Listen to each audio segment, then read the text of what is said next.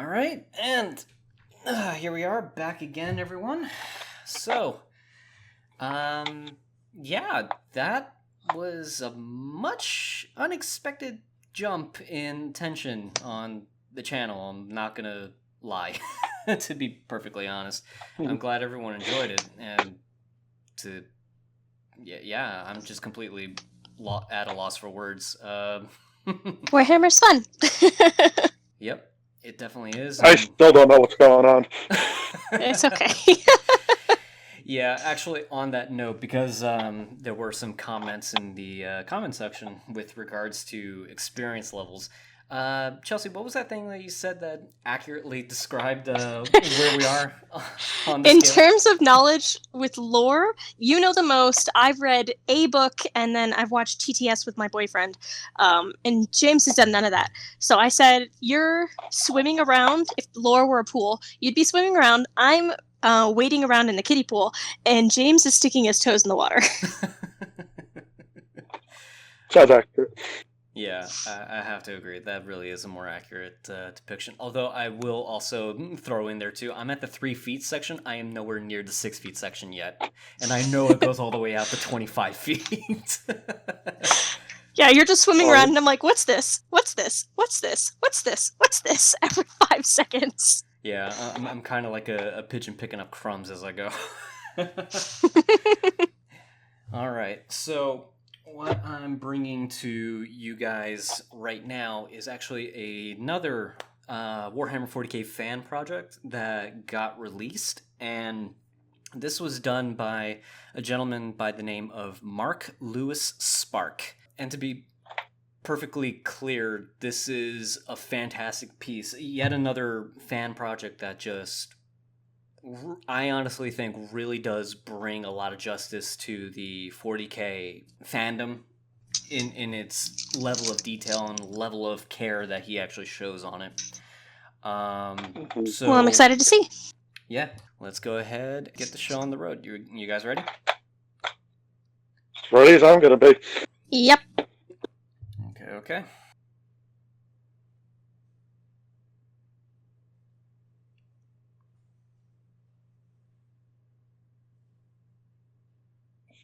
Scenes of violence in my Warhammer?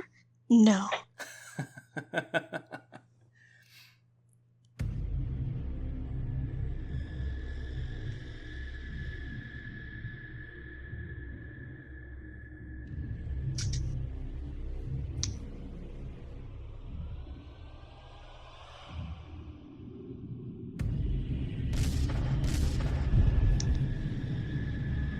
They will answer for this.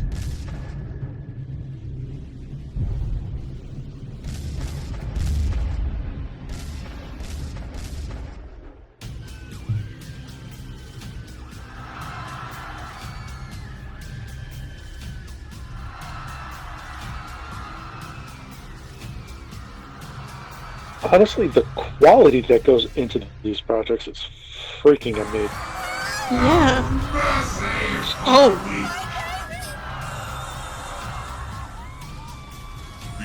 Whoa. They were my brothers, but no longer. Don't let them kill my baby! Some big boys there. Yeah. Your fight is with me, traitor. War dog! Come on, then, elements and... Whoa! Did their heads just explode? Yep. Oh my gosh. Oh my gosh. Was that a chainsaw axe? Yes, it was. I think so? It's definitely an ultramarine, at least. You recognize the... Oh, is that guy's not even one arm? Oh, God, he is. Yep. And I will sail to the stars of your empire. I will serve as a son must serve. But let Kulkis stand as I have shaped it. A planet of peace and prosperity.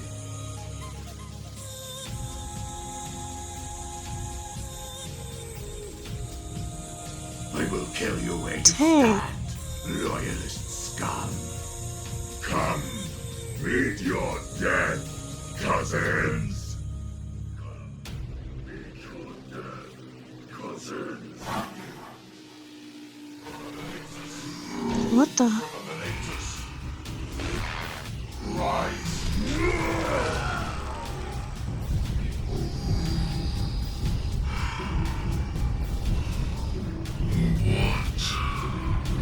What the? Is that a... He's so big. Is that a Terminator?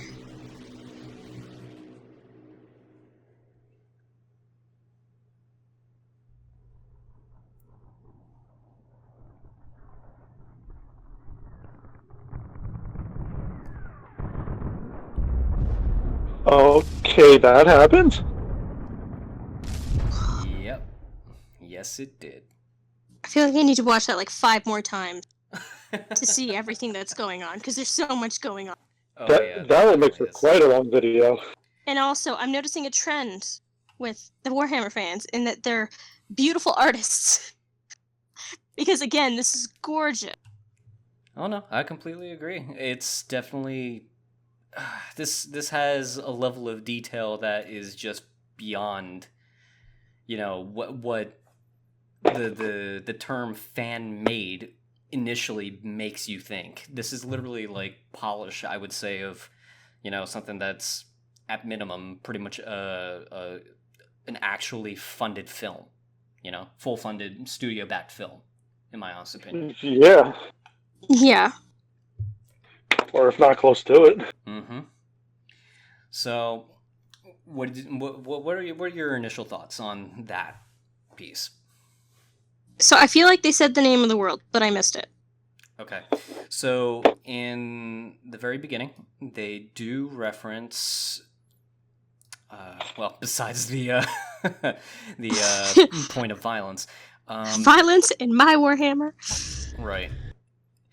So it says here, the Battle of Calth, the sons of Angron and Lorgar launch a bloody crusade through the Eastern Galaxy and through the 500 worlds of Ultramar. Okay, so that pretty much tells us where exactly these events are pretty much taking place. Was it Ultramar is where the Ultramarines are from? Yes? That is correct, yes. Okay. Now, to bring you up to speed, James, what the Ultramarines are basically the poster boys, or what Games Workshop pushed the most as like the poster boys of the Warhammer franchise, especially for Space Marines in general. Are these the Smurfs? Yes, the Yes! community- Hey, I knew community something! yes. Yes, they're the Boy Scout Smurfs. Is that accurate? I mean, if you want to be derivative of it, or not derivative, I don't think that's the right word, but if you want to, yes, that's the word I'm looking for. If you wanted to be derogatory of them, yes, that is a very apt description. The Ultra Smurfs. I learned something. Yep, and you learn through osmosis. You do learn. I will say. Yeah. And then Angren and Lorgar, I recognize those names. Angren, is he the one with the tubes coming out of his head? Yes. You're constantly surprising me with the information that you do know. I think half in pictures and half in words. So I have like pictures of people in my head. Yeah, you have the ability of pretty much seeing what the words on the page tell you. Yes. And then Lorgar, I don't like him. Yeah, no one would.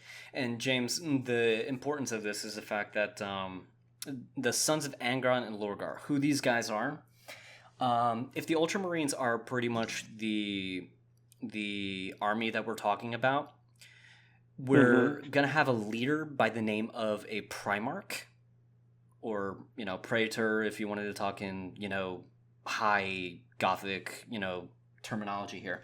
But what these Primarchs are the sons of the Emperor. So these guys are like, they're above what humans are.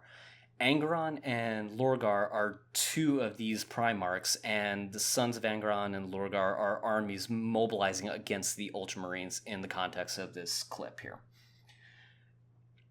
And the Primarch, I should note, that leads the Ultramarines is Rubute Gilliman. I know there are other pronunciations of his name out there, and I personally do not know which is the correct one. That's another one of those things that I'll have to find out down the road. But for right now, I'm just going to refer to him as Rubute Gilliman. Okay. Yeah.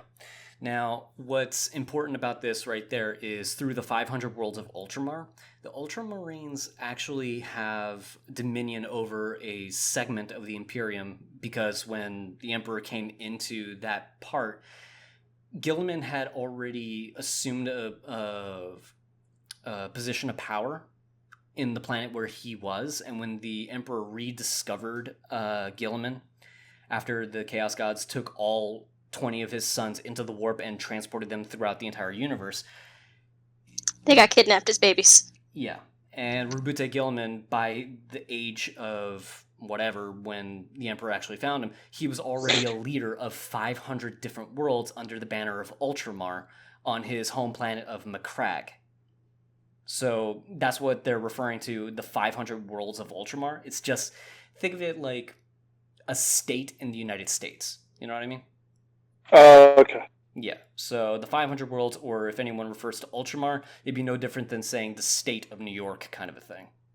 Mm-hmm. Yeah.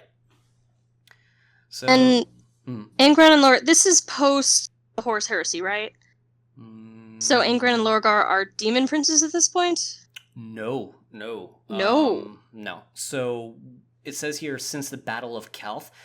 Calth was a planet in the Ultramar system, and basically the Battle of Calth happened during the Heresy. So the events of this is actually during the Horus Heresy. Oh my. Okay. So you're literally watching the history of Warhammer 40K unfold in this fan-made project. So they're still bad, but they're not as bad as they're going to be, right? Yeah, they're still taking their steps by this point. Okay. Yeah. And to contextualize this down the line, this is basically during the Warhammer 30K generation, 10,000 years before where the current game and novels timeline is. Sort of like how can I contextualize this? James, you know how in Star Wars we have the original trilogy and then the prequel trilogy? Yeah. I know it's a bad comparison, but think along those lines, where basically when we speak of 40K, we're speaking original trilogy. When we're speaking of the Horus Heresy, you're thinking of the prequels that led to the events of, the original trilogy. If that makes sense to you.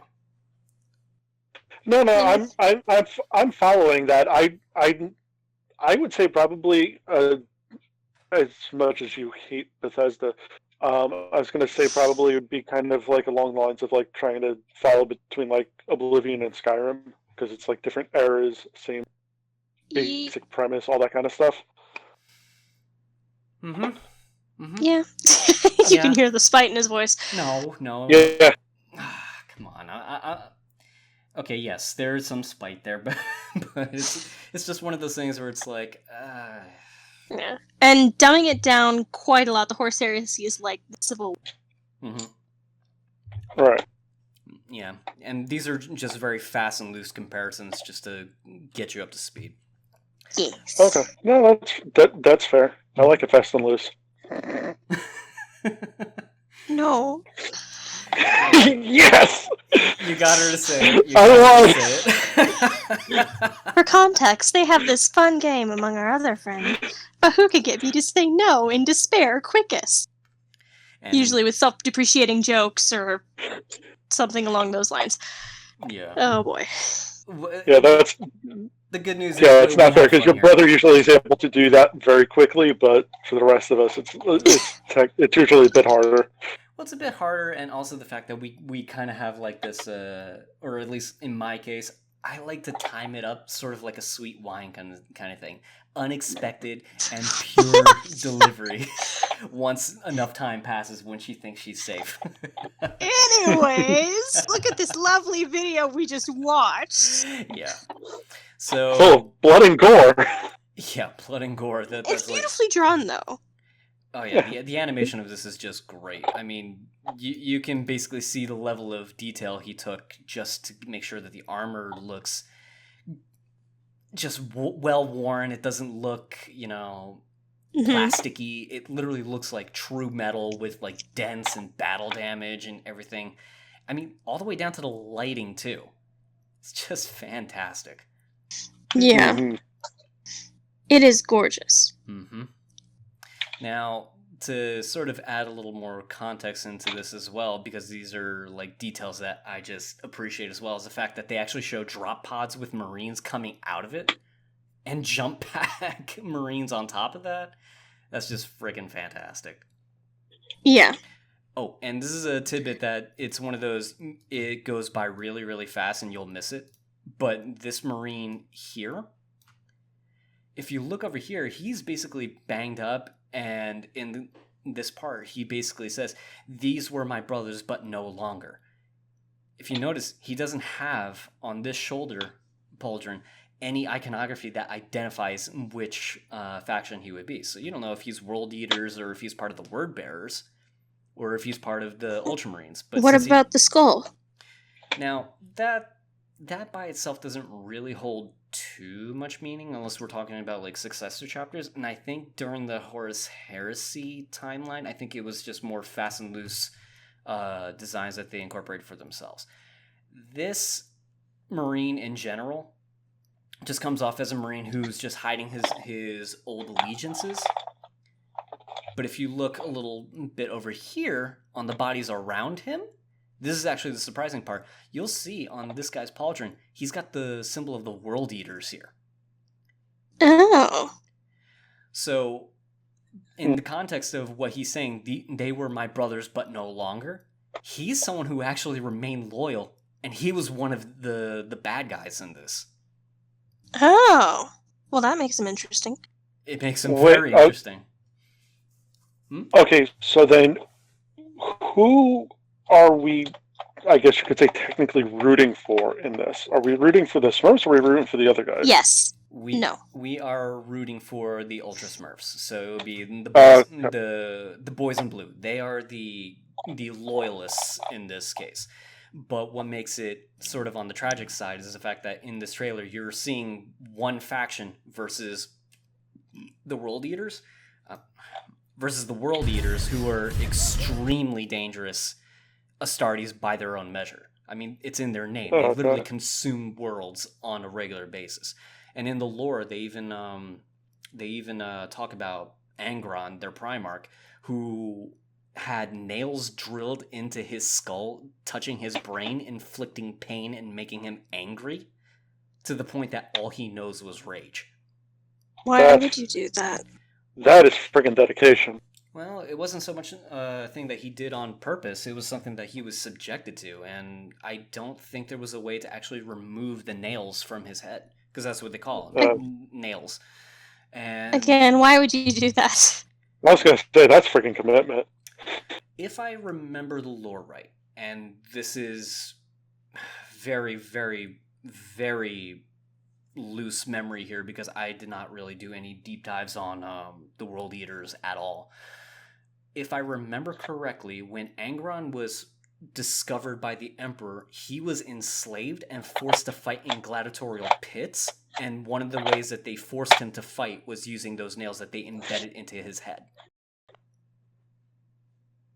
And at one point, he basically led a rebellion that was doomed to die, and the Emperor swooped in to try to save him. And basically, he got pissed off with the Emperor because of the fact that he denied him his rightful battle to the death, and he's held it against the Emperor ever since. Again, I'm not a world eater, expert or adept or neophyte or menial or any level, but this is the general knowledge that I possess and am relaying to you in this sense. Oh, that is one angry boy. Yeah, these guys are fueled by rage and murder. That's literally what they are. Ah, okay. Danger noodles. Got it. Murder hobos. Yeah. If the hobos had an entire... They're the D&D motor hobos. I guess that would be one comparison, yeah. No. Now, yeah, that was actually him attacking a World Eater right there in that shot. That's the same guy. Oh, okay. Yeah. I was wondering what that was, because it was one of those moments where, it goes fast, you'll miss it. And I have it muted because I kind of just want to talk over this a bit. So now, are those normal Marines? No, they are not. Okay. Because they're huge compared to her. Well, I mean, any human would be huge compared to even an Astartes. We've seen that in the Astartes fan film itself. True. Just the context. These guys but are they're bigger. Overly so. So are those Terminators? Yep, those are Terminator-grade armor Marines. So these guys basically are equipped in the heavy armor version of an Astartes armor. Okay, that's just scary in the fact that there's armor that's actually heavier, or I guess like tankier than the friggin' Astartes armor. Well, and it's correct me if I'm wrong, but its Terminator armor is, well, along with being intense, it's I don't know if it's a last resort, but it's like they're hooked into it. They cannot leave. That much I don't know for sure. To be 100% sure. Okay. Research for next time. Yep. Add that to the comment section of things for me to really look up. As far as I'm aware, Terminator armor is basically only given to Astartes who've achieved veteran status. So these are basically Astartes that have earned their stripes and basically earned the right to wear this armor because of all of the things that come along with it. The extra power, the ability to tank more dangerous munitions, and being able to attack specifically more hardened positions. I mean, even down to the design of the armor, you even see that the back of the head and the top of the head is crowned by what would basically be an arch you would find in a cathedral in that style. These are like, if you drop a boulder on top of this guy, on a normal Astartes, yes, his head, his helmet, and his neck is going to take all that hit. Drop a boulder on this guy, all that weight is just going to go straight to his shoulders and his back, avoiding the danger of, hitting his head and spinal column. So this armor is made to deal with way more dangerous enemies than what even an Astartes can take on head-to-head. All right. Nice one, tanky boy. Mm-hmm. What are your thoughts so far, James? I mean, it's cool, and now I'm learning the lore. It's making a little bit more sense. Mm-hmm. Okay, so with the tanky boys, what's that on the pauldron? Are those numbers? Oh, so yeah, good call out on the detail. Over here on this pauldron, on the right shoulder, is actually the Roman numeral 13 for the Ultramarines. They were the 13th Legion in the ranks of the Astartes. Ah, I see. Okay. I was wondering if that's what it was. Mm-hmm. It's a good call out, honestly. Oh, and that sword has got to be as big as a person. As big as a person, yeah. Because if a hand knife to an Astartes would basically be a sword to us, that thing would literally be the full length of a person from head to toe. So forget claymores. That's a one-handed just for him. So let's go ahead and continue. What else is worth gleaming from this clip? Oh, and another thing to note is also the difference in the way that the Marines move. The regular Marines, and seeing how fast they move fluidly in their armor. They do. Whereas in the Terminator, also, just cut that guy in half. Mm-hmm. Yeah, the Terminators, they lumber in comparison because, they're heavier armor. It's odd that it keeps following that woman as she's running, specifically. Mm-hmm. I feel like there's a reason for this. Yeah, it's going to be important a little later. Okay. And it's also really to kind of set the chaos of what's going on. The presentation from the perspective of the civilian population. Yeah, there's another World Eater right there. He's just charging in. He's missing limb. Rips that out of him. Yeah, they don't stop. And chunks out of his chest. Also, was that sword electrified? I think so, yeah. Wait, go back. Yep. That's cool. Okay, also, who is that guy? Does he have claws and or guy? Horns? Yes, he does, actually. Is he a Hold on. a space marine, or is he like? He is definitely in Space Marine armor, and if you also notice as well, look at his legs. So he's basically Whoa. I'll just say this right now. That is literally what a Space Marine would look like if they turn into a true demon. Okay, that's what I'm wondering, if he was demonic at all, because that's... There's something... Maybe it's the glowing face, or the horns, or the claws. Honestly, there's a couple things that factor into it. It's everything about this guy. I mean, look at that. Yeah. And strong Also, enough what to he- stomp a head of an Astartes right off. Gosh. What is this guy? Oh, so, yeah, this is one That's of a danger noodle. You guys keep saying danger needle, and all I'm thinking is a snake. I don't understand Honestly, that's the only time I've heard of that is referring to a snake, but that just came out earlier when I So it just mentioned the stuck. Traitor Legion. So Yeah, yeah, just danger noodles. Right. Yeah, I was right. just playing it off of what Chelsea said. Yeah, so with this guy, what I'm assuming, now this is an assumption here, this is a guy who is basically hooked up to machines, and it looks like he's reviewing scenes of things from all around. So my best guess of what this guy is, he's actually a servitor. Now, in the Imperium of Man, technology is extremely advanced. It is much more advanced than anything that we have now. However, there was a period in that world's history where basically machines tried to uprise.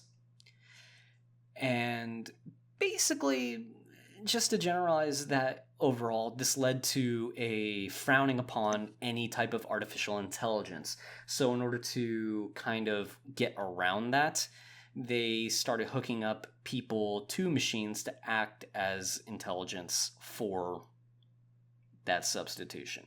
This guy is basically hooked up to serve as, well, what a computer would be. Ah, Huh.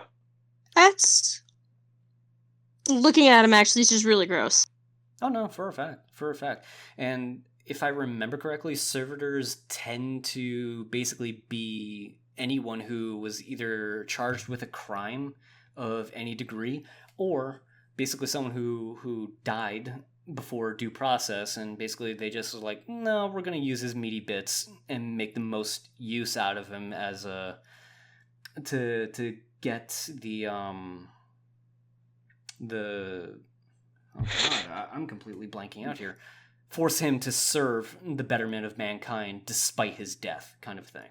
Ah, so with servitors, they don't really have any of their own sentient, Not living or normally, no. Not normally, no. Okay. That alone is So that- creepy. That is some Matrix stuff right there. That's actually a good comparison, to be perfectly honest. These guys are essentially matrixed in to serve as CPUs. Gross. Yeah. And in this scene here, you're basically seeing the wider conflict, and you even see this guy who, if we stop on at this point, yeah, if I can catch it fast enough. right there. This guy is part of a different faction of the Imperial Fists. Now that's another chapter, but it's a loyalist chapter that fights alongside the Ultramarines. Oh, I can see it on his shoulder. Mm-hmm. I think is that the fist? That is the Imperial Fist. Oh yes. Mm-hmm. And they're led by a Primarch named Rogel Dorn. Oh, that's Rogel's one? Yep, Rogely Don. Yes, they're. What is it? Mark said they're more.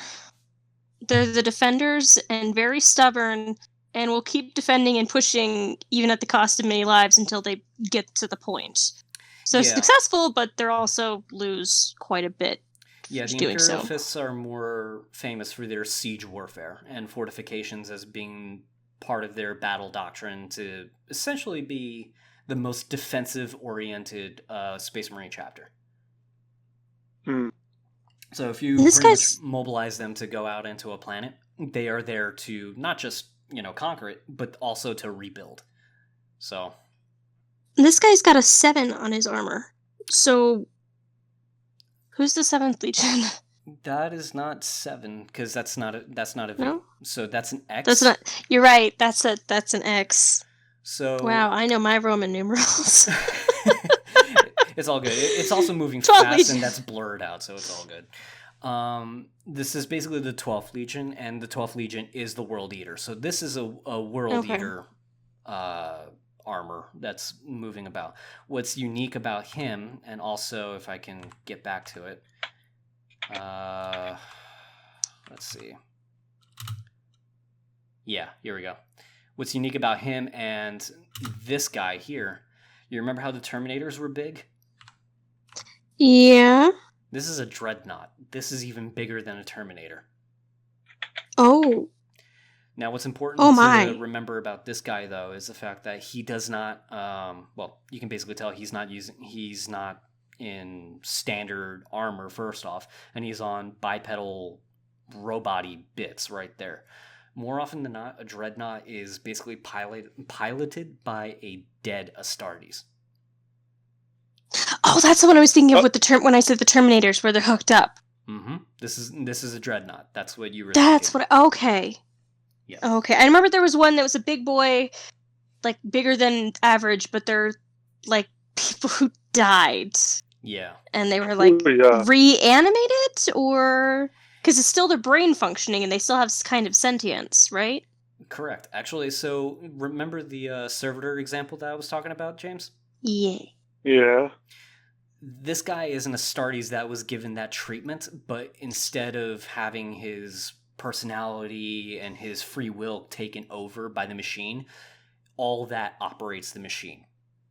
So he is still thinking, and quote-unquote sentient, but he is still a dead Astartes housed inside of a robotic body, moving into a fight despite the fact that he's dead already. Oh my. Yeah.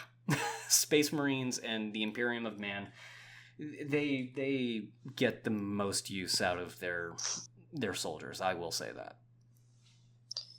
You ain't kidding. What is that that gun looks weird. I don't know how else to phrase that. So the gun that he has here, from what I can tell, this is another, I want to say plasma gun, but this is like an extremely heavy plasma gun. Do you remember in Astartes the plasma shot that got rid of the multi-las anti-air gun thing that killed it in one hit? Just think of a souped up version of that, about the size of an Astartes. Yeah. Oh. Mm-hmm. Oh no. So, tanky boys indeed. And then we have the Ultramarines that we just saw, and then we have the World Eaters version of that running into a fight. Oh gosh. Yeah, and this was just a trailer. Oh gosh. Yeah. Mark Lewis Spark, he only gave us a trailer with that, and that's just friggin' fantastic in my opinion. Okay. Well, I think he did a great job. Yeah. I completely agree. He did a fantastic job. So My hat's off to him. yeah. All right, so ready for the second one? Yes. Sure. Okay. So I have excitement. It's good. This is cool to see! Hey, listen, I'm not faulting you. I'm gushing at the fact that you guys are appreciating this too.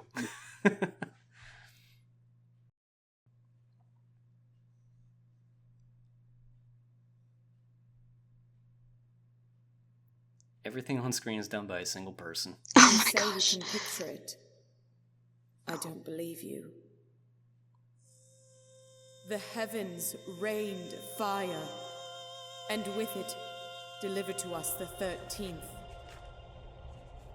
Warrior kings of Ultramar, slaughtering innocents. All that remains is but ash. False angels.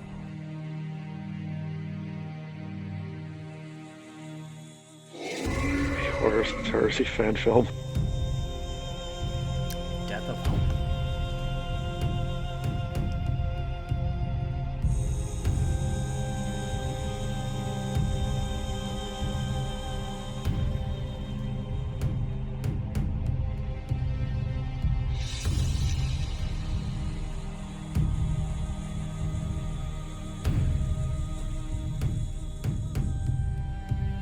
As the seas boiled and the earth burned, my faith didn't die. It is the moment I began to believe.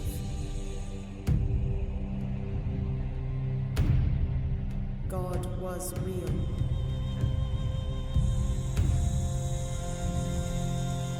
And he hated us.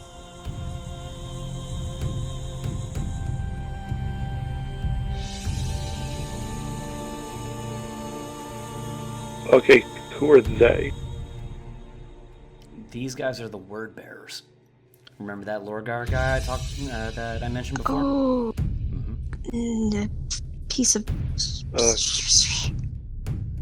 this is also important. Amidst the system-wide warp storms, you've managed to reach us.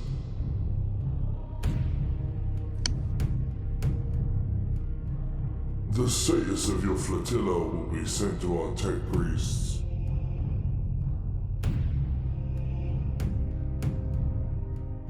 If I may ask, the damages to your flotilla, what was it you fought? They razed Monarchia to the ground.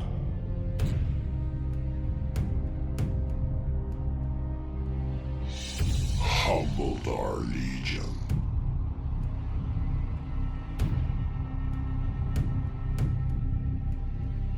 We are here to return the favor.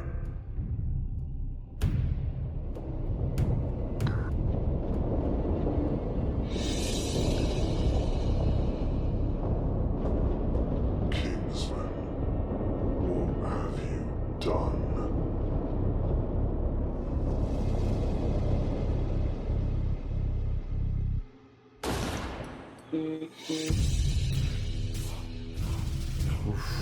Oh! Whoa!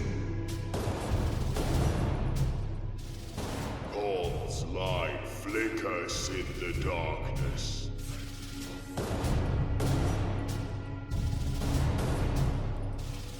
The realm of the 500 shall burn. Oh gosh! Horus is rising. Where's this piece of shit? Oh no, they killed Caesar!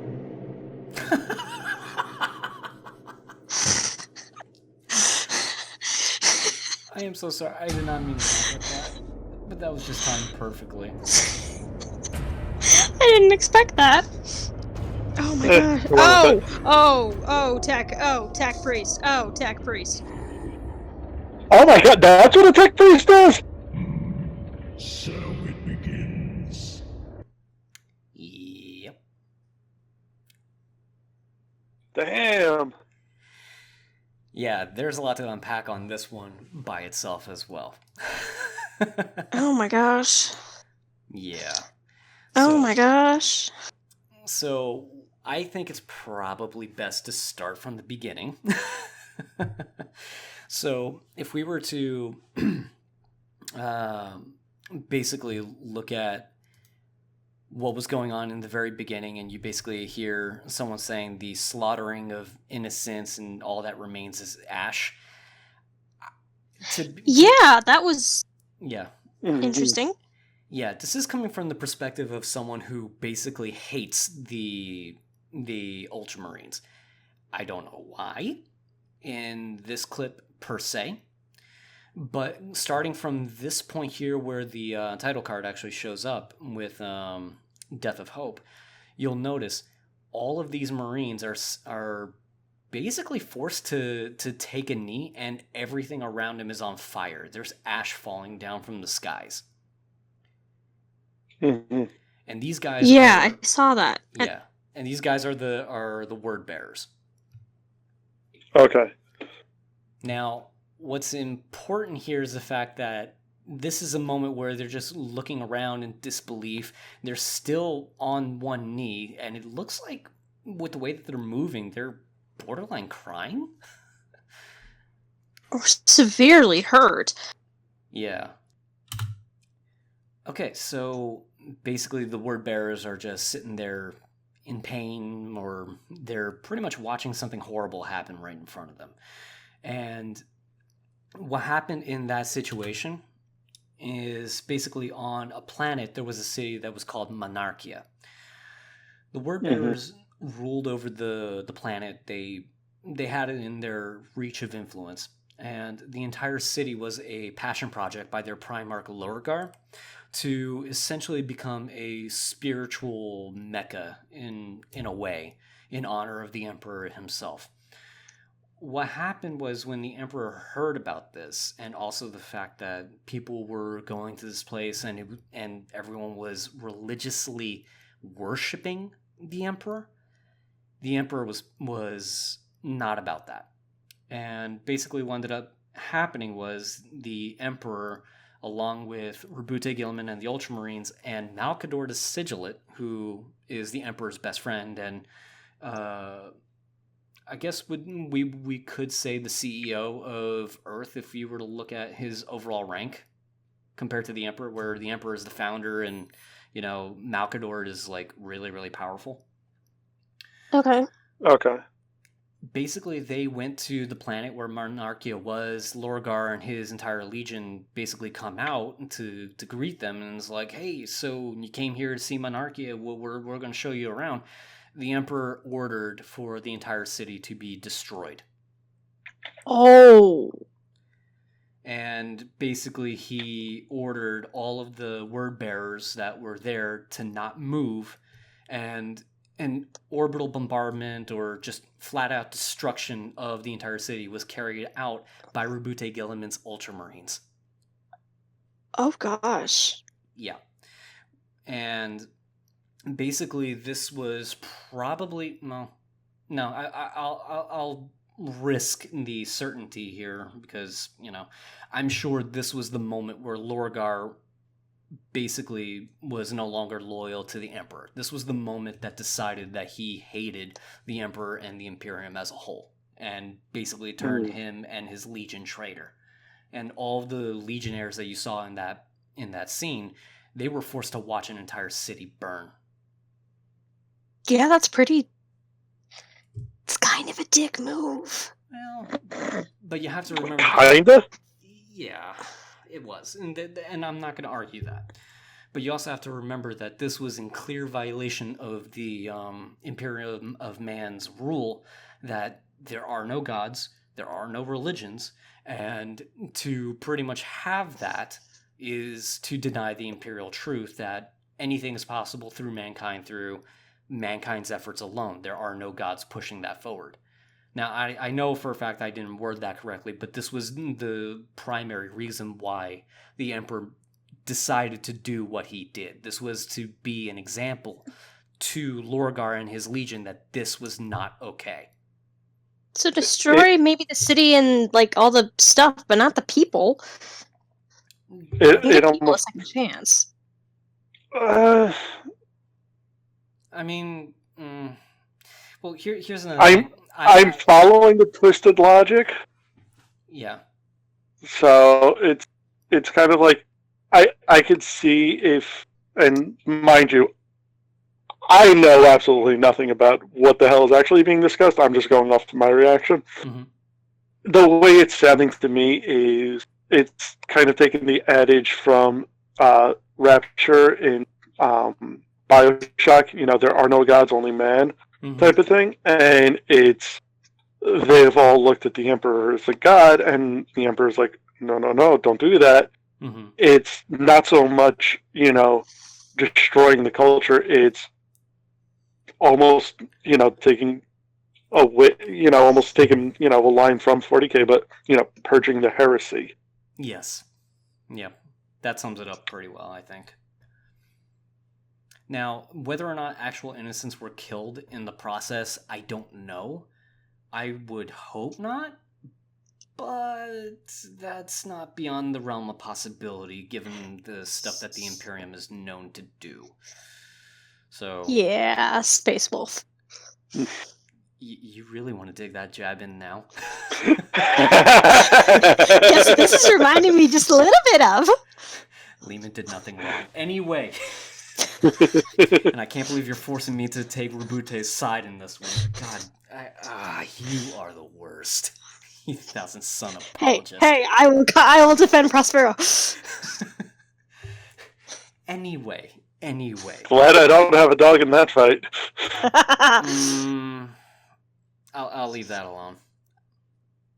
Because okay, I have to do more research into the Dark Angels.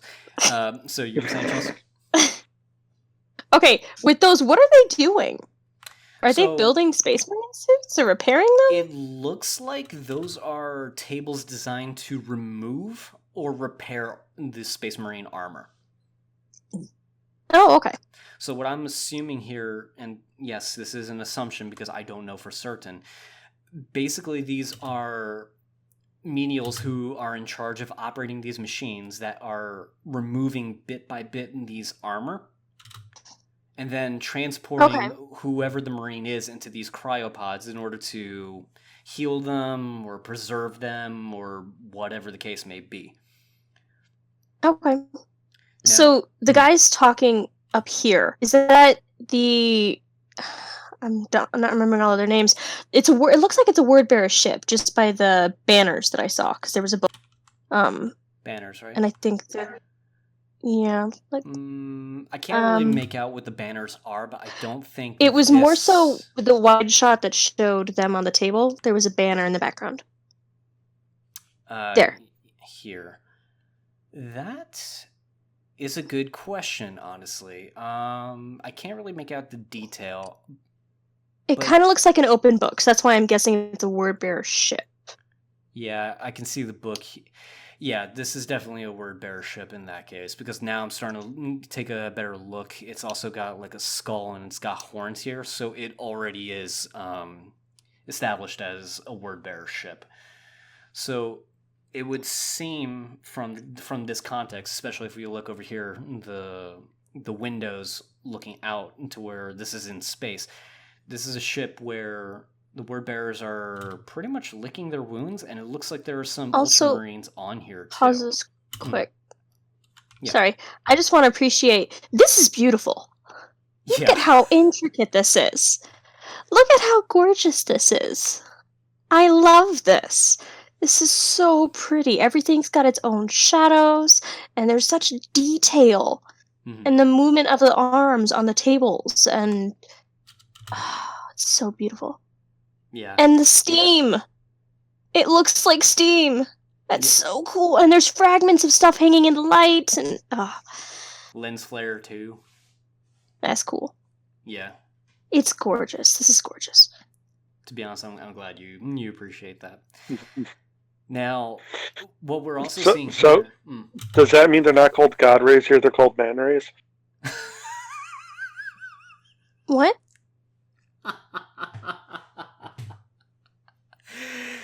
God rays is a term for when beams of light are present in a room.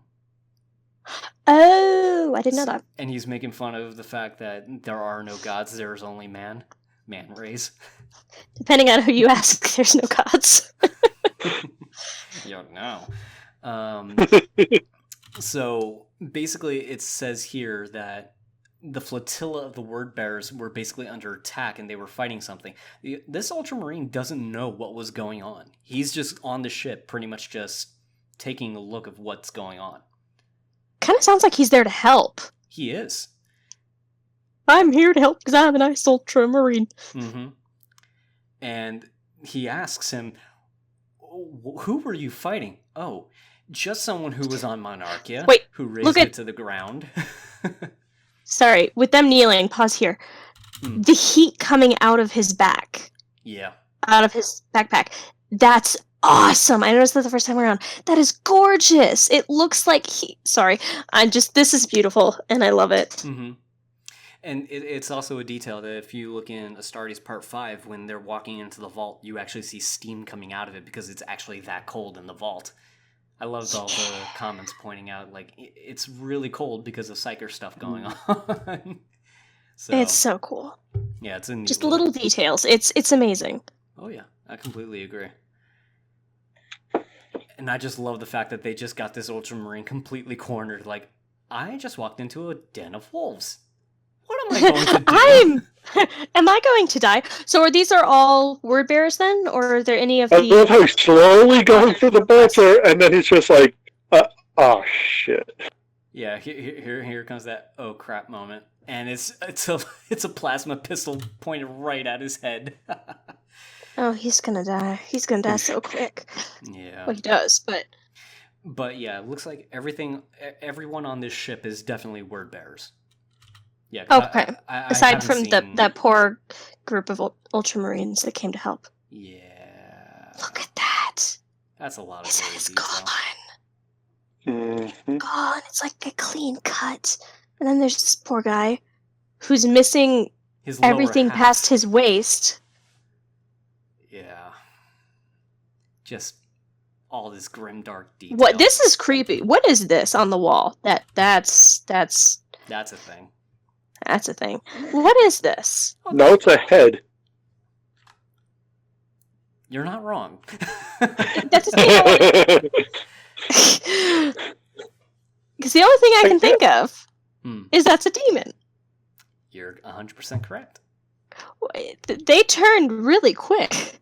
Well, there's obviously some time between the raising of Monarchia and their flat-out betrayal, because this was definitely something that took time. To contextualize that, the word bearers, they basically were no longer loyal to the Imperium from the moment that Monarchia was razed to the ground and they saw Lorgar chastised, quote-unquote, or more like humiliated in front of basically his brother and his family. And over time, the word bearers were corrupted into serving the ruinous powers and the different gods. This had to have taken years, realistically, especially since it was through the word bearers that Horus Lupercal, the War Master, the strongest Primarch of all the Primarchs, got corrupted by the Chaos Gods, turned into their champion, and then led an entire rebellion against the Emperor and the Loyalist factions. Right. So this would... there's a distinct jump in time here, but it's, for someone who doesn't know that much lore, it does look a little too immediate. So with the what I don't remember. Thank you for clarifying. Monarchia, was that right? Monarchia. The city of Monarchia. Yep. Okay, so with Monarchia to this point, it's been, or when the Ultramarine was on board the ship, like, hi, how can I help? It had to be several years because I don't if remember they the had already exact amount of time, turned but to chaos at that point. Mm-hmm. Yeah. Although, how would he not know at that point? If he'd been fighting Ultramarines, or assuming he was fighting Ultramarines, and then he shows up there, how would he not know that they were fighting his kinsmen? Well, because basically, I think it comes down to the fact that this was named a Shadow Crusade. So, in other words, not everyone knew that anyone went traitor yet. It was it was one of those things where it's like all of a sudden a ship gets sunk and you're like, wait, what sunk our ship? Not knowing that it was a ship next to him that you thought was a friend that was actually an enemy. So by this point, the common knowledge of the chaos side existing at this point hasn't reached everyone. And if you pay attention to the line of dialogue that was mentioned somewhere... Brother, what have you done? Or kinsman, what have you done? Before that, actually. It was right about the part where... right about here, I think? He mentions, amidst the system-wide warp storms, during this point of the Horus Heresy, an entire warp storm, a storm going through the vacuum of space, essentially split the Imperium in half because of how violent these storms were. So one side of the Imperium, which is made up of the solar system that we live in, and the, I want to say, western half, was isolated from the eastern half, so basically split down the middle. And in the Ultramar section, in the eastern half of the galaxy, they have no communications going back and forth. Because everything is done through psychers and telepaths telling each planet what's going on. What are warp storms? Okay, so what a warp storm is that in the vacuum of space, there are random moments where pockets of the immaterium will actually just appear. And what causes that is pretty much the instability between the materium and immaterium realms kind of converging in a weird way, causing us a storm. And it's basically psychically powered, and it completely stops any form of space travel just in general, beyond a certain system that gets caught up in these storms. And before the Imperium was actually established, when humanity was at its peak, we basically had faster than light travel that could go from one system to the next, and everything was fine. But then when the warp storm actually happened the first time, it basically caused a collapse that the Emperor basically had to unify or reunify the spread out colonies and planets of humanity in the Unification Wars to create the Imperium of Man. But that didn't solve the problem with warp storms existing that blocked any type of faster than light travel, because by this point the faster than light travel required you to go through the immaterium, or the warp, to pass from one point of material space to the next. So, in other words, think of it as a random part of the nether showing up in Minecraft. Oh, shoot, no. Yeah. Think that, and that pretty much gives you the basic mechanics of how that worked. And just like how if you were to travel a certain distance in the nether, you're technically traveling twice or 3 times or even 4 times faster than if you just went by foot in the overworld. It's the exact same concept here. Okay. Alright. I was just thinking, when you said, like, the balance got shifted, it reminded me, I don't know how accurate this is, of, like, it's the elementary school experiment where you put food coloring and milk and then you drop some dish soap on there and then it all gets mixed together. I don't know how accurate that is, but... I think I know the experiment you're referencing. I'm not seeing how that completely goes in, but...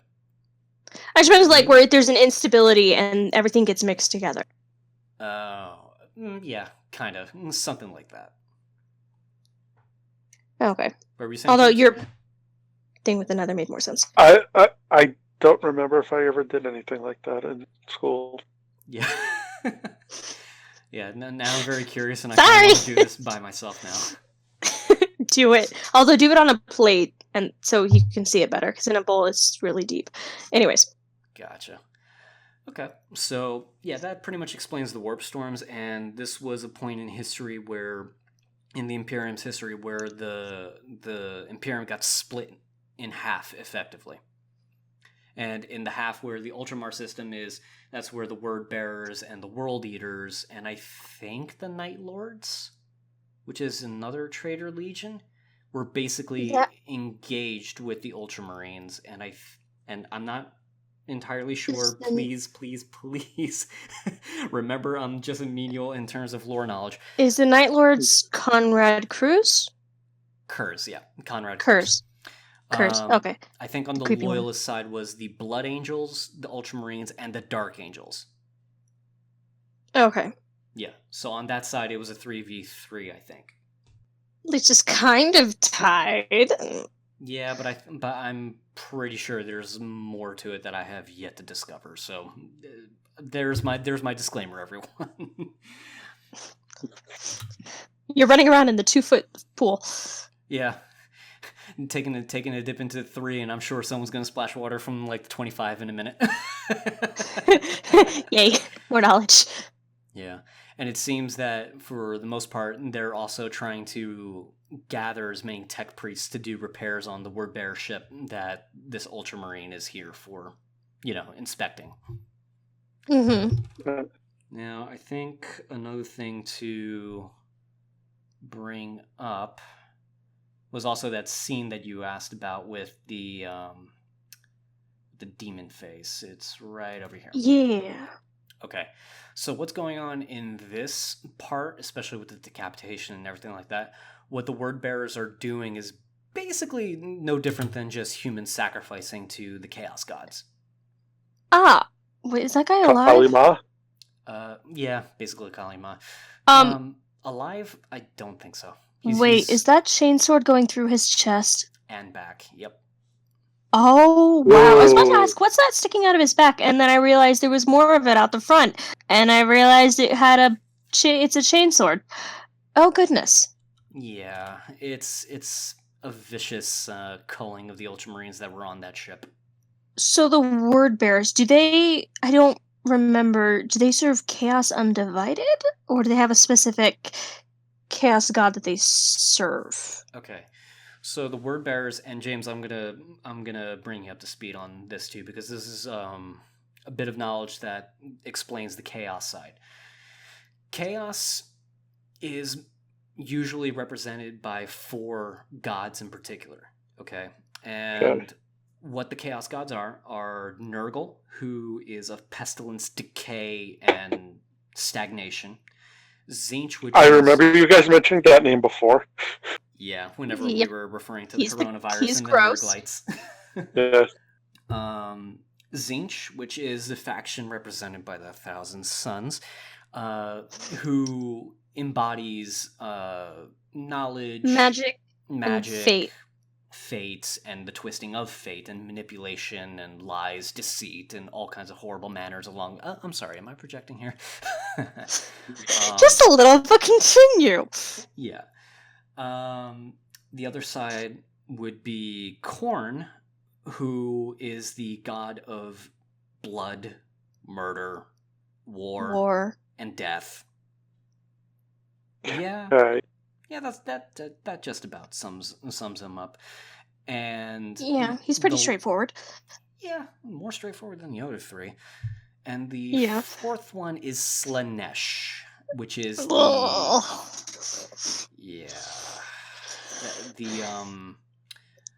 the senses taken to the extreme would be the most polite way to say it, but I'm just gonna go ahead and say that's the faction that pretty much is the BDSM kink faction that takes pleasure from both pain and pleasure in equal measure, but more pain than pleasure. Yes, thank you. You actually described that way better than I could. Now, where it's the one you want to avoid of all 4 of them. I mean, each one is their own brand of hell. I'm just going to say that. That's true. But where the word bearers sit is Chaos Undivided, so technically they worship all 4. So I think essentially it's like you wouldn't let us have 1 god. Fine, we're gonna have 4. Yeah, I guess that would be the funniest way to look at it.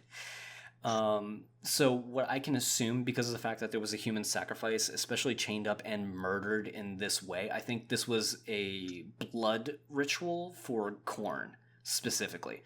I'm not sure of that 100%, but this is the inference from my general knowledge applying here to this scene. So yeah, that's the chaos side in a nutshell. And where the world eaters that I mentioned before, the ones that are murder happy, they worship Khorne very, very diligently. That is like their one god.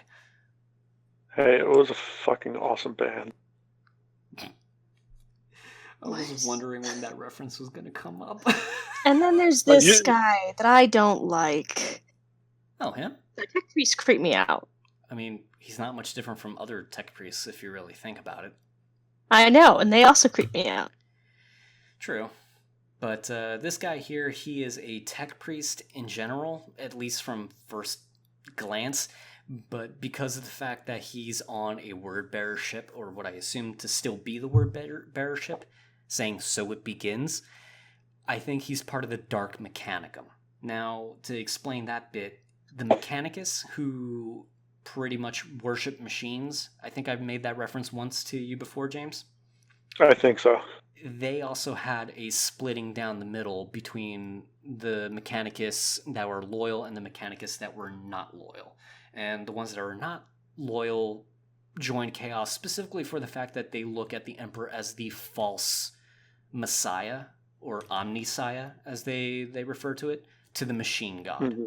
So they basically were like, you know what, because we're not represented properly, and this guy is a pretender, we're going to join Chaos too. And that's how the Chaos Marines have their own part of the Mechanicus, repairing their armor and ships and everything. So there's literally a split down the Imperium down the middle, either for the Emperor or against him. Mm.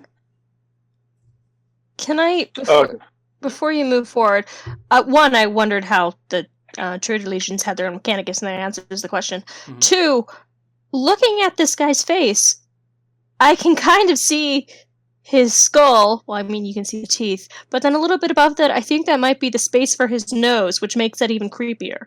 But it's also an interesting detail to leave in. Yeah. Well, you gotta remember... I mean, he thought to leave it in, which is also amazing. Well, looking at it, I don't think that's his actual skull at all. I think that's just a stylized head, because some tech priests... Why? Some tech priests actually that are hunched over like this, their actual brain is all the way over here, housed inside of a container. The rest right there is just a giant robotic body that they control from right here, and this is a fake head that is moving independent of it. But it's stylized with a skull, so that way it has the mimicry of humanity. Oh, okay. Yeah, because looking at the skull close up, like in that shot, that's not bone. None of that is bone. This is definitely metal, for sure. Okay, it almost looked like there were the teeth, and then there was just overlay over top of the skull. But if his brain has moved somewhere else, then that makes way more sense. Mm-hmm. Yeah, because I think this is more of a declaration of how high up in the Mechanicus order he is. I'm not sure because I'm not a Mechanicus aficionado, but I think the more advanced in rank in the Mechanicus, the less human you actually technically look. That makes sense, given that they just add bits to themselves? Like they remove the organic and replace it with synthetic? Yeah, I think the ideology of the Mechanicus is that the human body is an imperfect machine, thus by getting closer to the machine god is to become more machine than man. And the only reason why this cult in general is tolerated by the Emperor and the Imperium in general comes down to the fact that these are the only guys that can actually make technology work, and the Imperium can't exist without technology. They're necessary. A necessary evil to pretty much make the Imperium as a whole work. Yeah. All right. So I think that covers everything from this clip. So now we're going to get to the final video that I'm going to be showing you guys. And this is Death of Hope Part 1. Huh, that's one way to avoid Kappa. Did it say testosterone? Did that say rated R for testosterone? Nice. Now I have to let that go back. Yes, it does, and that is awesome. Violence, bloody images, personality, body horror, and testosterone. I didn't even notice that the first time I saw that. That's all. Sorry, what?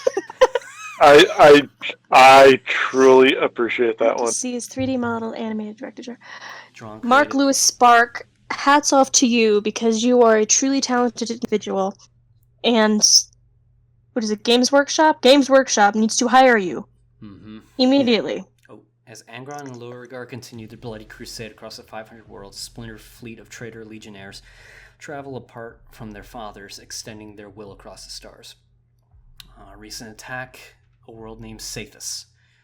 Nearing the end of the battle, a censured Ultramarine rallied loyalists to penetrate the Wordbearer ship in an effort to halt the assault. It came at a great cost and no victory. With their homeworld in flames, the remaining Ultramarines, along with a number of civilians, were taken prisoner. They now traverse through the ruin storm to the next place. It said censured Ultramarine? What is... Oh. He has deluded himself into denying an inconvenient truth. He says that Ultramar no longer burns. He says that we won the war and turned back the Shadow Crusade. He says that we must forge a second empire. Gilliman is wrong. None of this is true. On the crag, he believes that order reigns. That is also wrong, the denial of another inconvenient truth. Because out on the fringes, farthest from the light, only two things are true.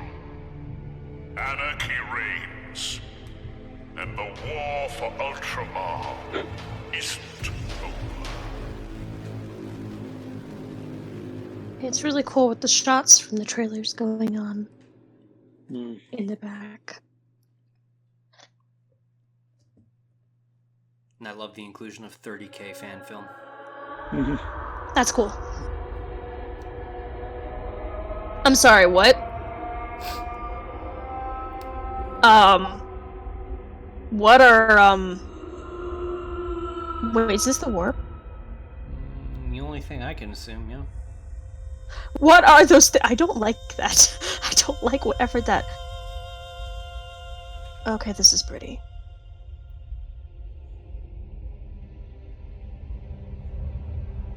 Very well done. A monument to older fans of the true Grimdark universe. Wait, was that a guy on a spike? Yep. Ouch.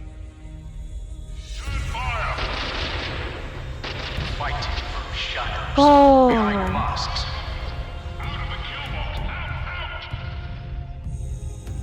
It's like they're frozen in time. Oh, jeez. You can even see the hole through the leg armor. Oh.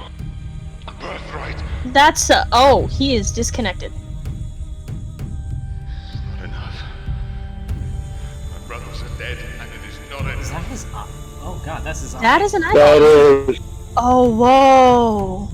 Look at that, the armor's all melty. And also, he's got brainworms. Match swords with me, legionary. Those are the lives of the Emperor's... He's got a chain sword through the chest. Ouch. This is cool. It's like it's stopped in time.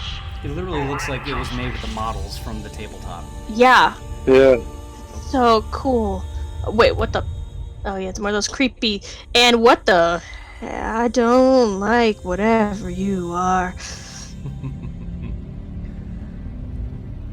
Oh, no. I think that guy has an issue with his neck. I don't think that's a human. They could use Oh, actor. God, I don't like that. I don't like that whatsoever. Oh gosh, ugh. That reminded me too much of the little eight-legged things that I don't like. I'm sorry, I'm loving this. It's very pretty though. Like it's oh, what the hell?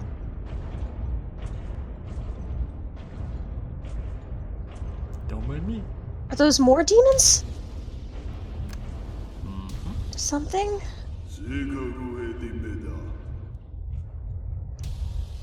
Is that tiny human? And a mechanicus? Don't know. I don't know, I'm guessing because he's got a red robe on, but that could mean anything. What the heck are you?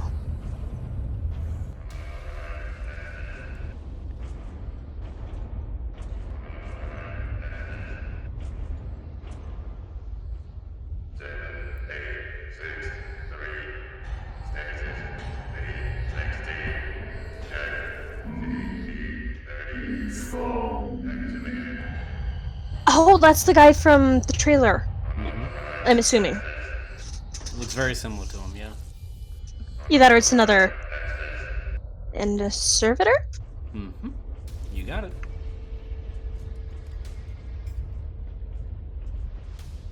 There's half an ultramarine. Casually thrown to the side. What the hell is that? Oh, big Terminator boy! Oh my That's gosh, a I like chunky boy. the camera shake. Cause he big heavy boy. Mm-hmm. Oh, he's a chunky boy. Is somebody walking outside? Yeah. Or is that demon?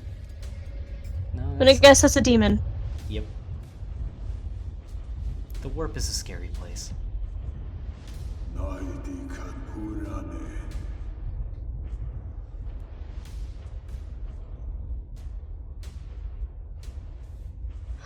Either he's split in half or he's slipped through the wall. I'm gonna go with the second I don't think he option. slipped through the wall. Yeah. I don't know, the other guys like slipped through the wall. Like they phased through it and got stuck halfway through. Got him quickly, Barak. You owe me about. Oh! That's what they look like, isn't it? Because they have all those modifications? Mm-hmm. Oh, weird. You're getting to see a Space Marine in all their nude glory. Ah, keep the armor on.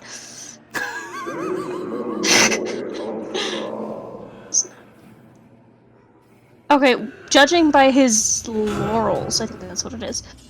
I think that's an ultramarine.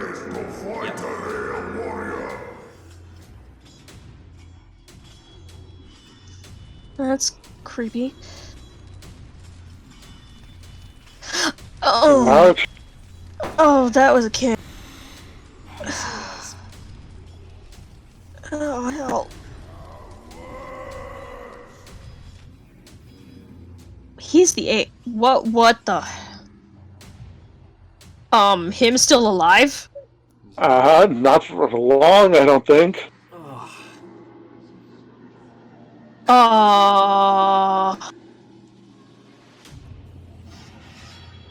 the?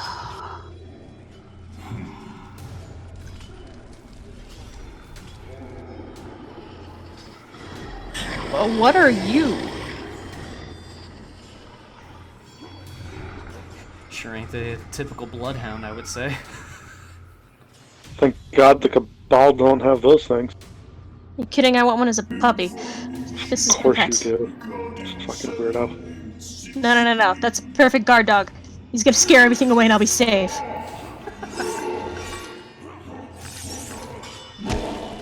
Ew.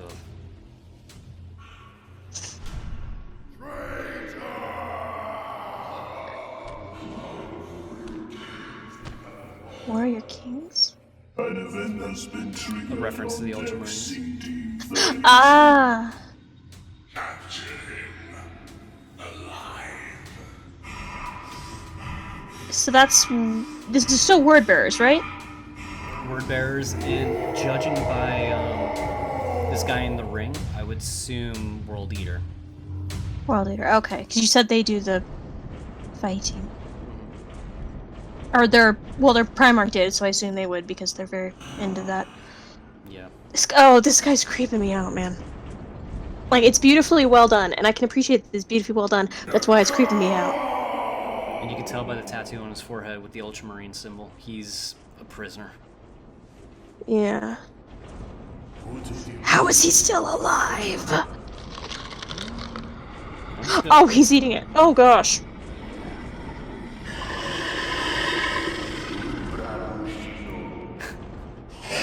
I guess he's got to have a big diet to take care of his big spiky boy self.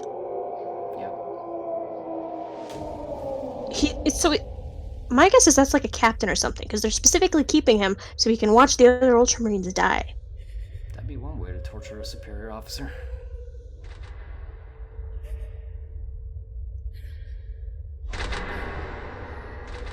I know it's been a lot already, but James, are you still with us? Yeah, no, I'm. We're just splashing water on you, man.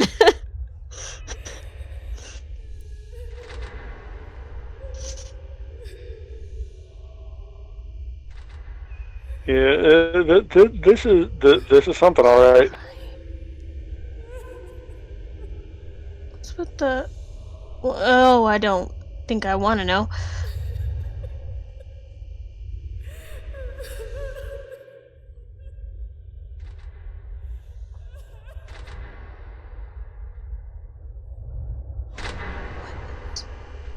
What are?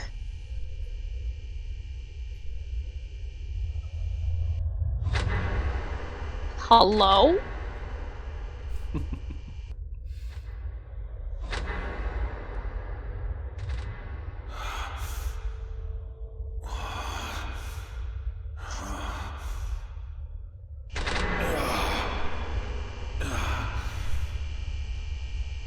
I love this guy's hair, honestly. It's great, actually. It's got beautiful detail. You can see all the little hairs. I don't like that they flicker I mean, in and out. in and out. Mommy is here. Uh. I promise. Nope. No, honey, you've been through some. Oh, Is this the woman from the trailer? We're gone. Yeah. Oh, honey, your baby gone, and you're gone too. Is she turning into like a demon or something? I think so? Or maybe she's just got a Nurglite's touch on her. Either way, she's in a bad way. Wake up! You little bastard boy! Wake up! Honey, I hate to tell you this, but he is dead. And it would be a mercy to do the same thing to you. Yeah, no, I'm not down with that. No. Chaos, man.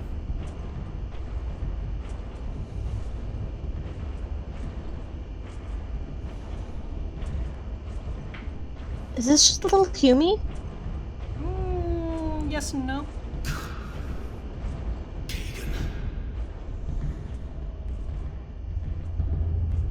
Well, he's not the same size as a What is the Space meaning of Marine. this? What you see before you is a lie, Highway. Mhm. Then we are nearly there. Correct. Have you recovered? I breathe. It will be enough. Prepare yourself. The crying in the background, it really bothers me. Are those real skulls and spines? No. They're metal, but I mean, as far as Design? the core is concerned, it might as well be. Alright.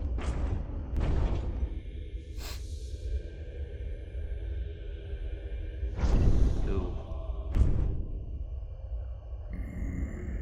Your weak flesh has endured, unworthy one. You aspire to become one with the 13th Legion. Oh! We will see word from your Oh! unworthy. I need not be modified to challenge a son of the Red Angel. A reference to Angron. Pity. You were the mere worthy opponent. Do your worst. Your fight is with me, World Eater. Megard has other plans for you, Chronicus. This excuse of a warrior owes me his blood. Now move. For the lanes do it for you. Ugh, why would you want to be a world eater? That's a good question. Comments if you like the world eaters. Explain. Do you seek more for your entertainment?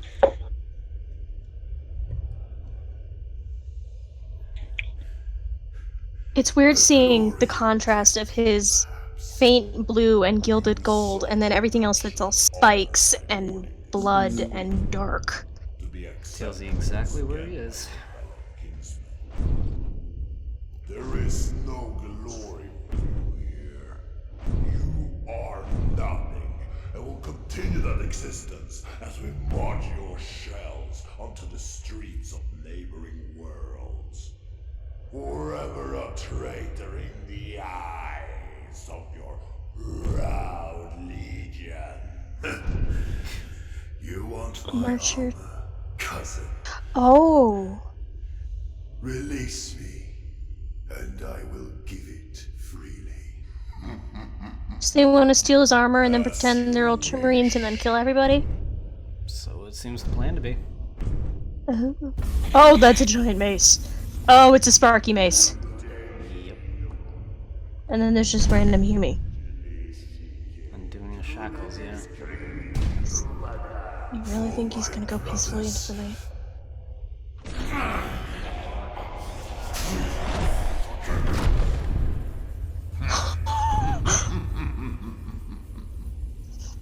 For the 500 worlds. New York.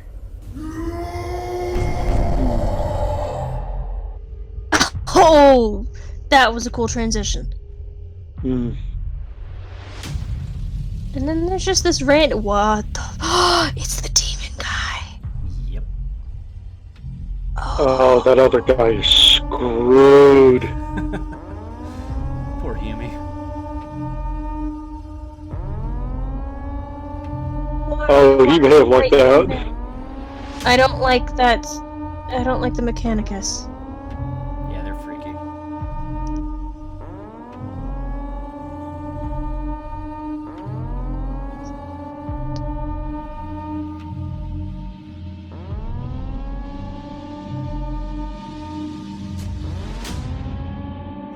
Let's begin.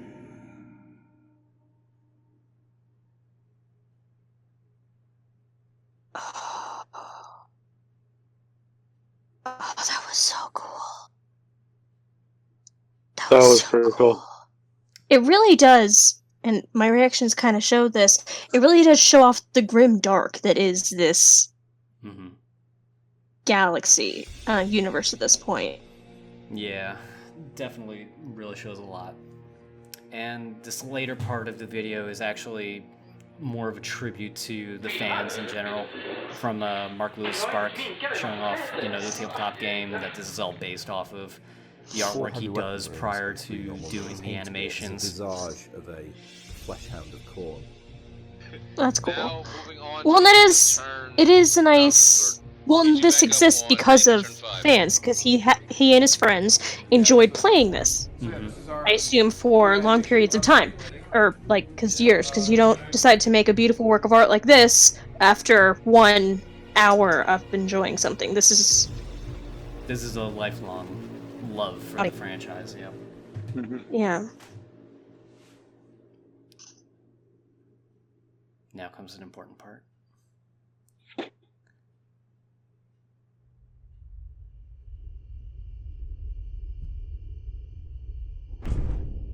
Do you believe in gods, woman? If there was such, then I am forsaken. I would not be in such pain. Look around you. You have been blessed. You yet live. You are chosen. And yet, you cast doubt. I believe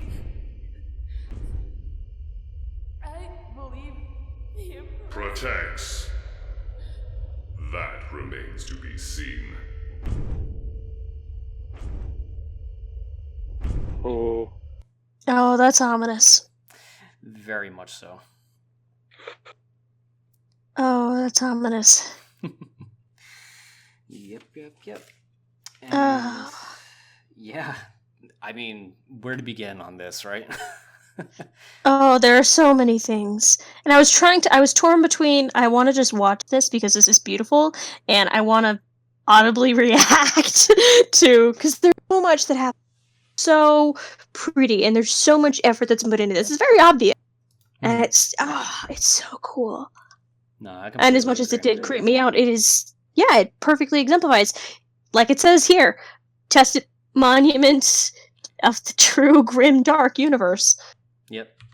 Where the heroes, the poster boys, the Boy Scouts, are being slaughtered effectively.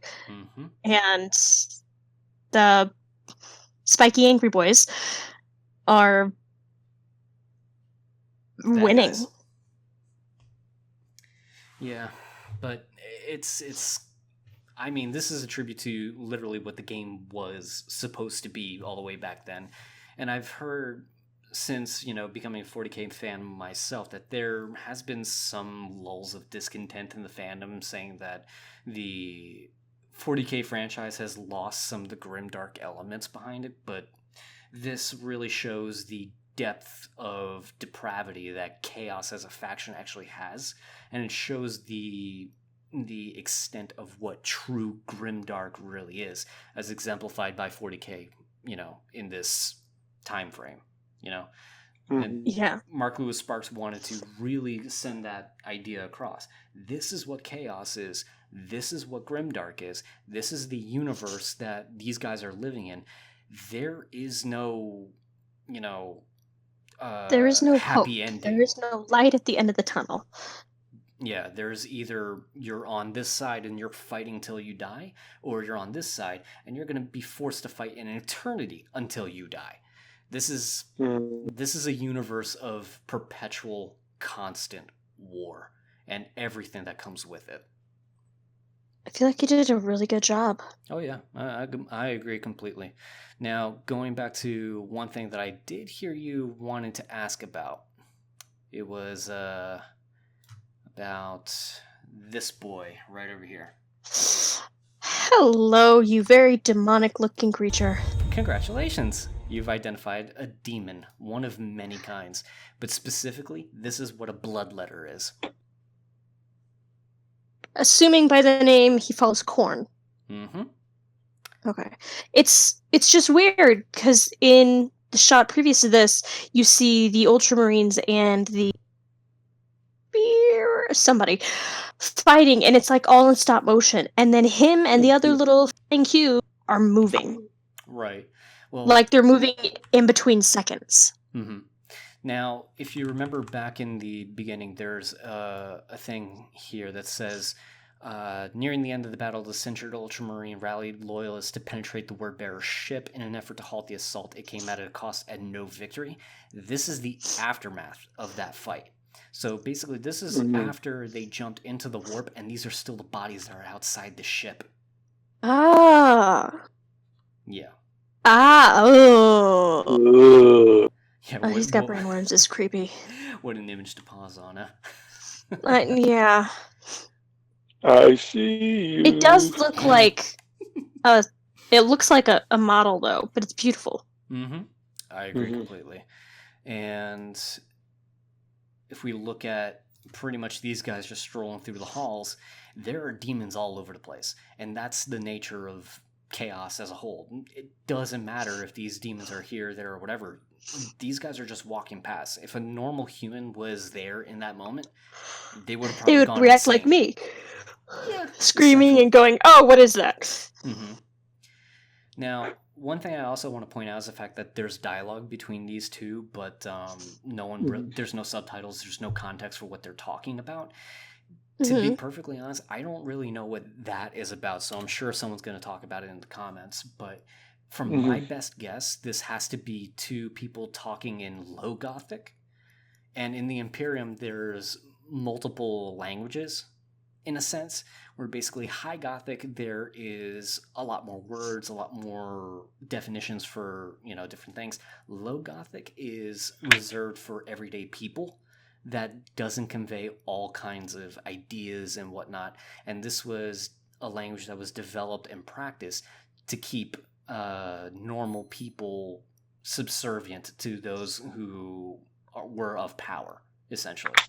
It's a weird concept to think about it, but it's sort of like a psychological tick where if you try to tell somebody, I want to voice a complaint against this person, you can't say it because you don't have the vocabulary to convey that idea to the other person. And therefore not the intelligence to do so. In a way. And here's another reason it's a grim dark. There's no hope, because when you're born somewhere, you're stuck there for eternity. Just about, yeah. And I love the fact that you even called out, the Dark Mechanicus and the servitor that was right there, too. This is another servitor that Well, I say human face, and then wires hooked up everywhere. So that's what I thought it had to be. Mm-hmm. Yeah, that's a fate worse than death, honestly, I think. Yeah, well, I mean, if you're already dead, then, you're free of it. Your body's being used, but it's like necromancy.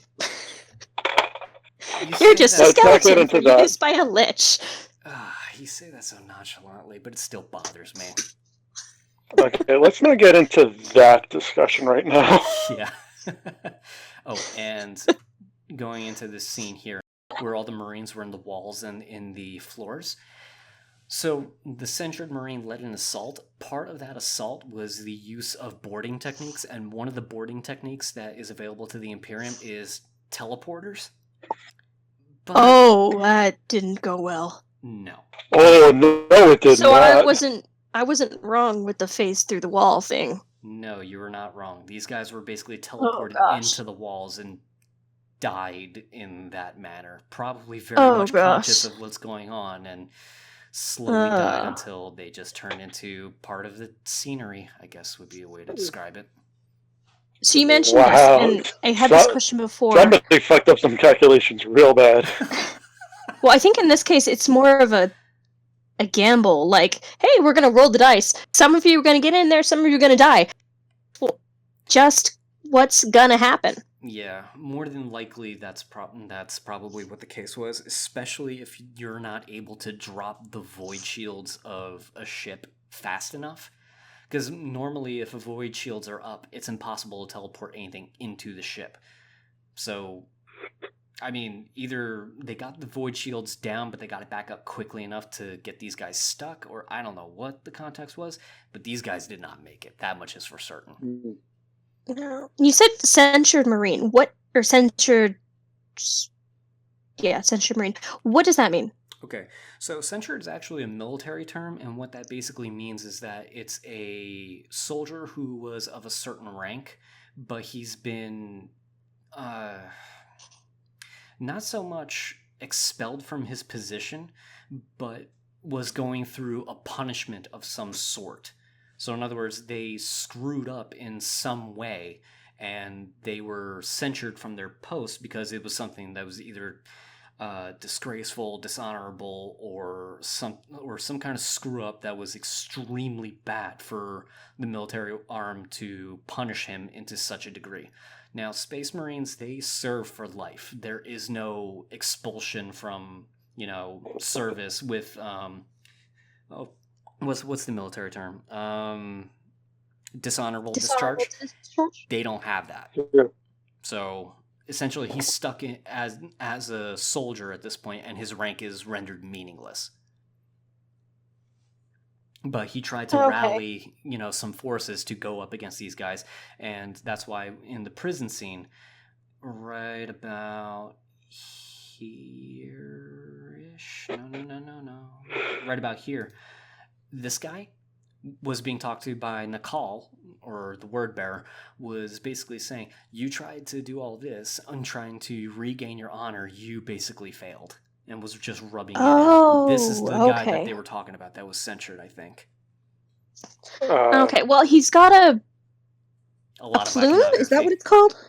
Yeah, he's got a lot of iconography, and he's got the plume on his head.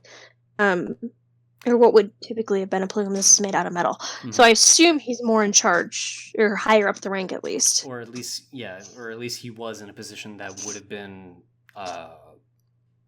demonstrative of that purpose. Yeah. Mm-hmm. Oh, and another detail that I kind of just wanted to point out as well was the fact that on the ship we came across this scene right over here. Yep, I didn't like that. I don't know what it is. But Yeah, these are psychers that are performing a ritual to torture another psyker to become possessed by a demon. oh shit! Yeah. That's just a lot of layers. Yeah. Basically, they do this ritual to forcibly shit balls. cause a possession to occur to allow a demon to possess a body that can tap into the warp and essentially make combat psychers that are extremely powerful for the purposes of fighting or whatever else demon things are or what they want to do. And they will torture psychers in this way. If you even if you have like a little latent ability, they will do this to see if they can get you possessed. And then in this scene, Can right I go over back here, to my Thousand Suns, please? no, my rubrics. no. And then we have this guy here. Yeah, what is with him? When I first watched this, I had no idea what he was. I just thought that he was just some demon of some kind, given the fact that his body just looks weird. But Can I make a guess? Well, yeah, I'll let you guess. Okay, because he looks way different than everything else. Mhm. So I almost want to guess if they're in the warp, is he like a Dark Eldar? I don't know. That's the thing. Oh. I don't know if he's a Dark Eldar. All I know is that he is Eldar. And He is Eldar, okay. Yeah, and I make that claim strictly from the fact that in his armor he possesses these extrusions here that's typical of Eldar armor. Oh, okay. That's pure guessing on my part. Although, wouldn't... And I'm this is assuming me these going off gems TTS. right here Are are Dark spirit Eldar more stones. spiky? Maybe? I don't know. I don't know. There's just... I don't know. Aren't the Dark Eldar in the warp? Is that where they reside? They reside in a segment of the warp, or at least in a segment of the webway, particularly. Okay. Yeah. So since they're in the warp, it could be a Dark Eldar. I don't know. Or maybe this was an Eldar spy that was on An Eldar spy who's like, I am on the wrong ship. yeah, basically. Man, I am gonna die, and Slanesh is gonna eat my soul. Well, if he dies, these gems are designed to capture his soul in it, so that way Slanesh doesn't eat him. Oh. Yeah, they're called Oh, soul okay. stones. Now, again, I'm saying this based off of my gleaming glances at the Eldar lore. I don't know for a fact all of that. All I know is that typical in some armor, if you see stones like these are spirit stones. Okay. Yeah. Yeah, James, anytime an Eldar dies, Slanesh automatically gets their soul And eats it, yeah. and eats it. Okay. Because they accidentally made her. Yeah. That's a whole different lore discussion. We're not need gonna to go discuss there. later. And then, yeah, the lady Oh, and then that's there's here. this. Yeah. Can we just skip this? Yeah, we're gonna skip that. Now, That bit hurts me. I'm just gonna cover this part here real fast because this guy is important in another way. Yes. He is a guy who was going to the Astra Militarum and he qualified to become an aspirant to become an ultramarine. And specifically, aspirants are men in the military who are picked out for distinguished service or just straight up abilities in general to start going through the modification process to become a space marine. That's who this guy is. And that's why he says you aspire to become one with the 13th Legion. Okay. That makes some more sense now, because I forgot who the 13th Legion was, and I thought that was the Word Bearers, and I thought he was wanting to join Chaos, but if he's wanting to join the Ultramarine, that makes way more sense! Mm-hmm. Okay. So yeah, that pretty much covers most of what I wanted to cover that hasn't already been covered in previous parts. I will say this part here, you want my armor cousin, but I think we've already discussed that this boils down to them stealing their armor for infiltration. Yeah, so then at the very end then, would that be 3 people in fake, like, wearing, like, where there's the Ultramarine standing right there? Yeah. That's Let's what I begin. got out of it. Would that be the people wearing Ultramarine armor and they're just gonna kill everyone? Essentially, yeah. That's what's going on in this scene. At first, I thought this was the Prison Break, when I first looked at this video without any context, I thought this was the Prison Break. I thought these 5 were, all just going to go Prison Break on everything, because earlier on, the servitor was mentioning unauthorized access, right. cryotube, whatever number released. That means there's someone on the Wordbearer ship that was released out there, and later on you see a Mechanicus guy talking to the Wordbearer saying, hey, we have a situation on this deck. He says, oh, bring him back alive? That means whoever is in that ship is against them. These guys are not that person. So I wonder if that's the Dar... Well, except the Eldar wouldn't be in a cryotube. Yeah, so until the next part comes out, we won't really know for sure. But the part that gave away that these guys were the bad guys was this guy here, because we saw him walking in the hallways earlier, and you can tell from the eyewear that's on the helmet.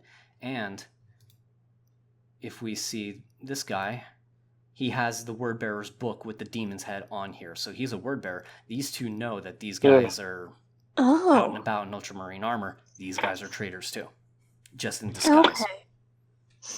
Oh, that is explained in the beginning too, when there's the Ultramarine walking with the 2 Chaos... I'm gonna call them Chaos groupies. The 2 Humies in the very beginning. Yeah. There's 2 Humies walking around with an Ultramarine. It's kind of like, that's kind of weird that they would have Humies walking escort an Ultramarine. But if he's just in fake armor... Oh, and wait! In the prison with the aspirant... Mm-hmm. He was talking to somebody and he said, this is a charade? No. Everything you see is false? What you see before you is a lie. Yep. Yeah! Oh, that makes sense now! Oh my gosh. So, yeah. So cool. This was a beautifully crafted video, honestly. Oh, yeah. Oh, yeah. I can't believe this is done by one person. Mm-hmm. Like, honestly, it's so well done. It's so pretty. I say pretty in a very... I say pretty as in it's beautiful. This is fantastic. Not necessarily that the content is pretty, but... Because I said ew several times. Yeah. Yeah. So what are your thoughts, James?